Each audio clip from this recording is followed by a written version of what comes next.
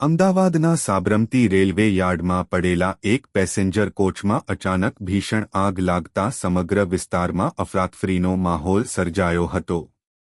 આગની જ્વાળાઓ સાથે ધુમાડાના ગોટેગોટા દૂર સુધી દેખાતા હોવાથી આસપાસના વિસ્તારમાં ચકચાર મચી ગઈ હતી।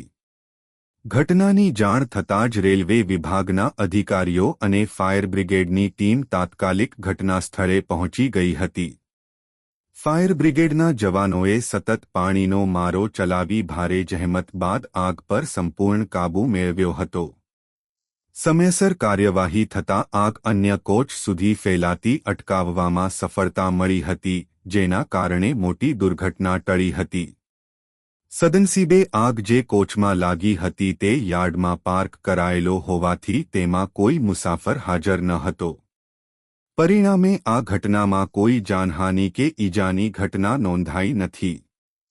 પ્રાથમિક માહિતી મુજબ શોર્ટ સર્કિટના કારણે આગ લાગી હોવાની આશંકા વ્યક્ત કરવામાં આવી રહી છે। જો કે આગ લાગવાનું ચોક્કસ કારણ હજુ સુધી સામે આવ્યું નથી। રેલવે વિભાગના ઉચ્ચ અધિકારીઓએ સમગ્ર ઘટનાની તપાસના આદેશ આપ્યા છે।